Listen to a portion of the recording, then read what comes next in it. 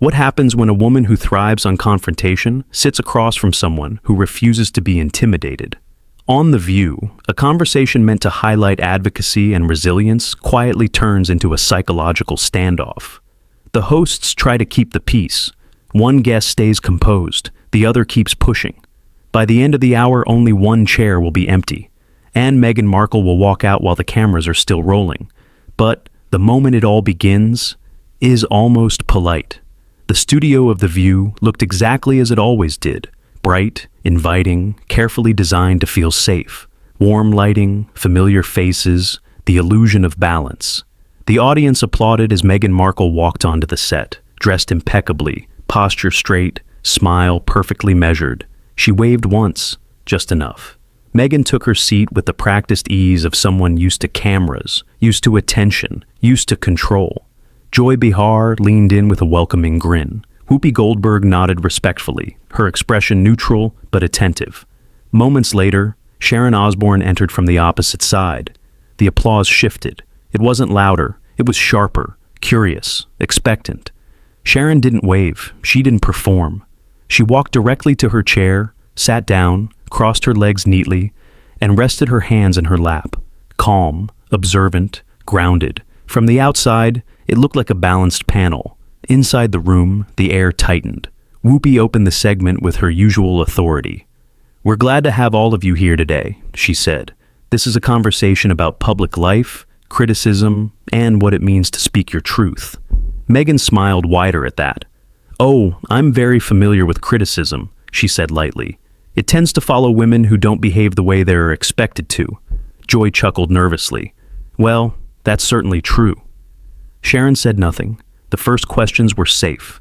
Meghan spoke about her projects, her voice smooth, her answers polished. She talked about empowerment, about boundaries, about reclaiming narrative. Every sentence sounded rehearsed, but delivered with confidence. Sharon listened, not nodding, not reacting, just listening. When it was her turn, Sharon spoke calmly about longevity, about weathering public opinion, about learning when to speak and when not to. Her tone was reasonable, almost gentle. Meghan tilted her head slightly, smiling. "That's very traditional," she said. "Some of us don't have the luxury of staying quiet." The audience murmured. Sharon turned her head toward Meghan for the first time. "I don't think silence is the same as weakness," she said evenly. Meghan laughed softly. "Well, I suppose it depends who's allowed to speak without consequences." Joy leaned forward quickly. "Let's remember, we all have different experiences." "Of course," Meghan interrupted, her tone sweet but sharp.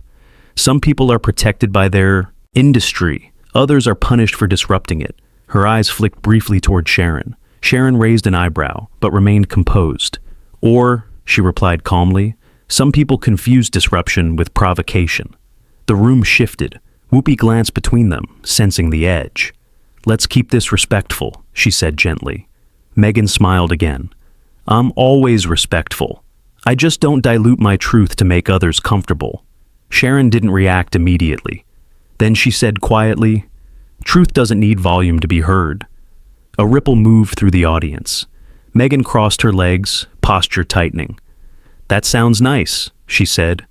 "But for women like me, being soft gets you erased." Sharon finally leaned back slightly. "And being combative," she replied, "gets you dismissed." The silence that followed wasn't awkward, it was attentive. Joy cleared her throat. "Okay, let's talk about resilience." But Meghan had already turned fully toward Sharon. "You've had the benefit of saying controversial things without being branded difficult," she said. "That's not something everyone gets." Sharon met her gaze, unflinching. "I've been branded worse than difficult," she said. "I just didn't build my identity around it." That was the first real crack. Meghan's smile faltered for a fraction of a second. The cameras kept rolling. The audience leaned forward. And no one yet realized that this conversation had already crossed a line it wouldn't return from. By the time the show returned from the first break, the atmosphere had shifted. The audience was quieter now, not disengaged, alert. The kind of silence that comes when people sense they're watching something that might not stay contained much longer. Meghan sat upright, hands folded neatly on the table, her expression composed but sharpened. Sharon remained relaxed, shoulders back, gaze steady. Joy Behar adjusted her glasses, already preparing herself to jump in if necessary. Whoopi watched both women carefully, the way a seasoned moderator watches storm clouds. "All right," Whoopi said, voice calm but firm. "Let's talk about public backlash, because both of you have experienced it very differently," Meghan cut in smoothly. Whoopi paused, then nodded. "Go ahead." Meghan smiled, but there was an edge now. "Some backlash is earned," she said, "and some is rooted in discomfort with women who refuse to stay in their lanes." Joy nodded cautiously. "That's fair." Sharon turned slightly toward Meghan. "And some backlash," she said evenly, "comes from how you speak to people." Meghan let out a soft laugh, almost indulgent. "So now tone policing is accountability?" Sharon didn't rise to it. "No," she replied, "it's consequence." The word landed harder than expected. Meghan tilted her head, studying Sharon as if amused. "I find it interesting," she said, "that women who came up in a very different era love to lecture younger women about consequences." A few people in the audience gasped quietly. Joy jumped in quickly. "Generational differences can be valuable, or limiting," Meghan interrupted, "especially when they come with judgment." Sharon's expression didn't change, but her voice firmed slightly. "Experience isn't judgment," she said. "It's context." Meghan leaned back in her chair. "Context can be used to dismiss progress," Sharon met her gaze, "or to prevent repeating mistakes." The tension sat between them, unmoving. Whoopi raised her hand gently. "Let's keep this productive." Meghan turned to her, nodding. "Of course. I just think we should be honest." She turned back to Sharon. "You've been praised for being outspoken," Meghan continued, "for saying whatever you want. But when I do it, I'm called difficult, divisive, exhausting." Sharon nodded once. "I've been called all of those things," she said, "and worse." Meghan blinked. "Well, you wore it well." Sharon's lips pressed together briefly. "I didn't wear it," she said. "I survived it." That drew a murmur from the audience. Joy leaned forward. "Let's not compare scars." "But that's exactly what's happening," Meghan said. "Some scars are validated, others are scrutinized." Sharon inhaled slowly. "You talk a lot about scrutiny," she said, "but you also seem to invite it." The room froze. Whoopi shifted in her seat. "Sharon, I'm not attacking," Sharon said calmly. "I'm asking." Meghan's smile hardened. "I don't invite cruelty," she said. "I respond to it." Sharon nodded. "And sometimes," she said, "the response keeps the fire alive." Meghan laughed, sharper now. "So the solution is silence?" "No," Sharon replied. "The solution is restraint." That word again, restraint. Meghan crossed her arms. "I didn't come here to be told to dim myself," she said coolly. Sharon leaned forward just slightly. "And I didn't come here to pretend the volume equals impact." The audience reacted audibly this time. Joy waved her hands lightly. Okay, let's all take a breath." But Meghan wasn't done.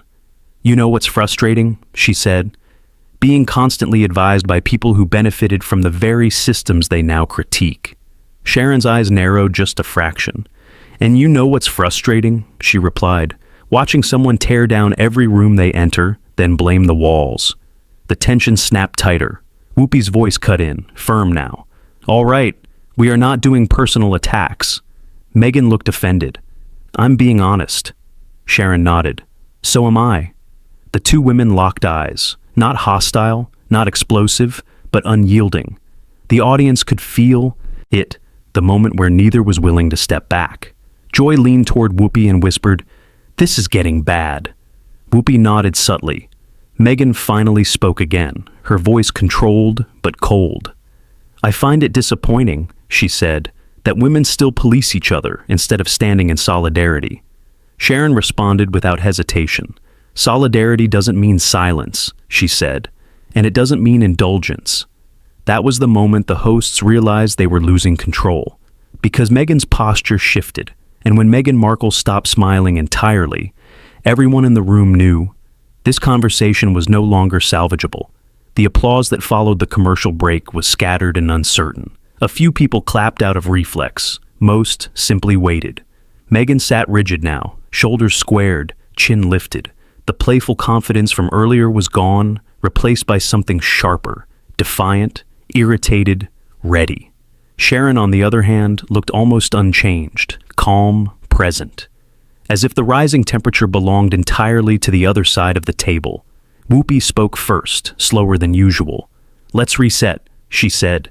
"This is meant to be a conversation." Meghan let out a breath that sounded suspiciously like a scoff. Joy noticed immediately.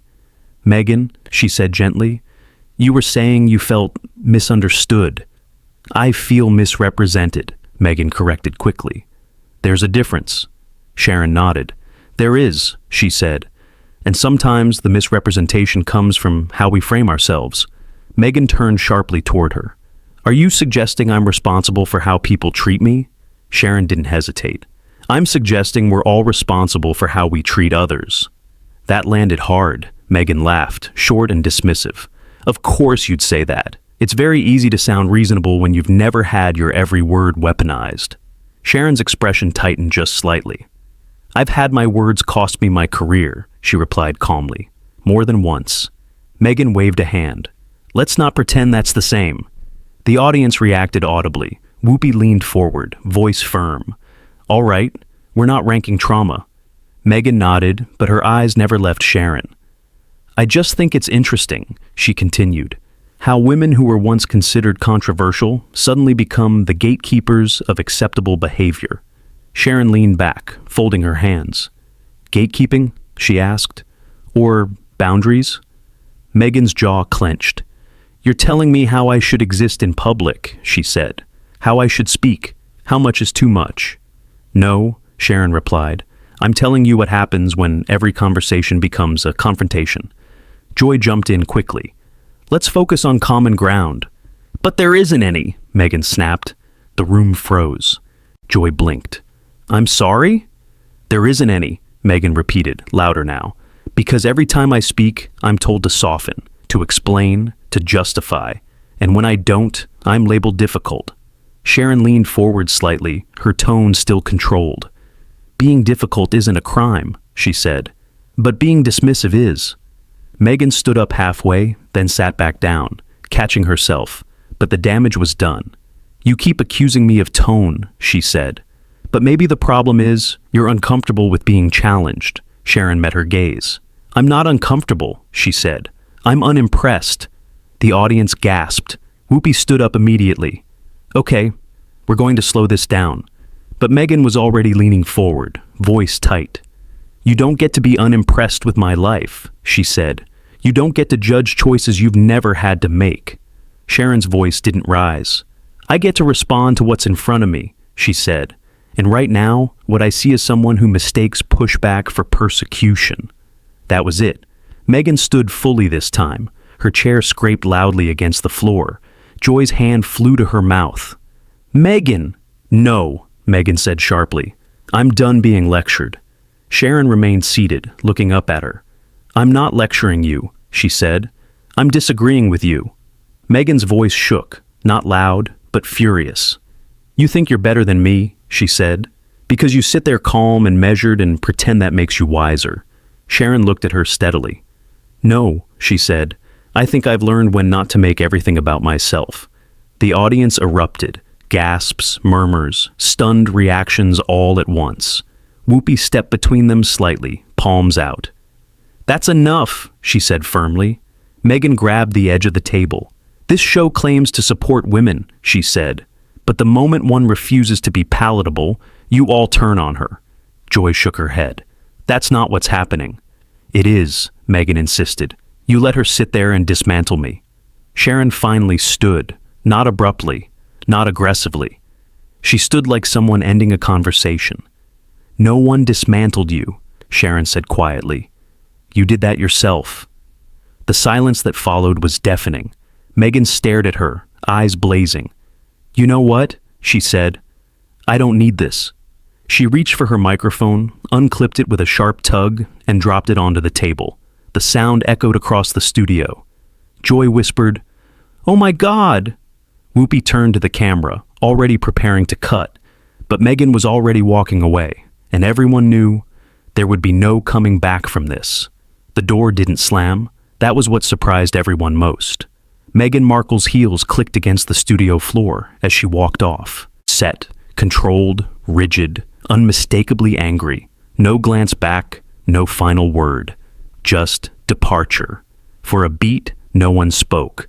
The audience sat frozen, unsure whether to clap, gasp, or stay silent.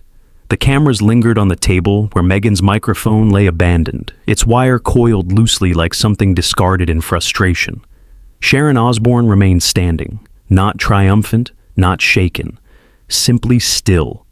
Whoopi Goldberg exhaled slowly, the weight of the moment settling into her shoulders. She turned toward the camera, professionalism snapping firmly back into place. "All right," she said evenly. "We're going to take a moment." Joy Behar leaned back in her chair, eyes wide. "Well," she muttered, just loud enough to be heard, "that escalated." Whoopi shot her a look, not angry, but final. "We invited a conversation," Whoopi said, now addressing the audience directly. "We didn't invite a breakdown." The words were calm, but unmistakably decisive. Sharon finally sat back down. She didn't look pleased. She didn't look relieved. She looked finished. Joy turned toward her cautiously. "Sharon, do you want to respond?" Sharon shook her head once. "No," she said. "I think everything that needed to be said was," the audience murmured. Whoopi nodded slowly, clearly agreeing. "This table," she said, tapping it lightly, "is for discussion. Not domination, not dismissal, and not personal attacks." She paused, then added quietly, "When someone feels unheard, they can speak louder, or they can listen harder. Walking away is a choice, but it doesn't make the room wrong." That line landed. The cameras cut briefly to the empty chair Meghan had left behind. It looked smaller now. Joy sighed. "I don't think anyone planned for that." "No," Sharon replied softly, "but I think it was inevitable."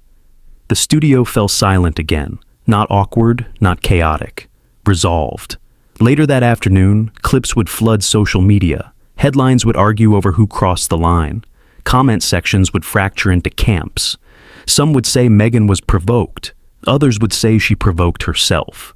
But one detail would dominate every replay. Sharon Osbourne never raised her voice. Joy and Whoopi never stopped trying to calm the room. And Meghan Markle was the only one who stood up and left. As the show wrapped, Whoopi turned once more to the camera. "We'll be right back," she said. But everyone watching knew that conversation was over, not because it ended loudly, but because one person chose to leave before it could finish. And in television, as in life, the empty chair always tells the loudest story.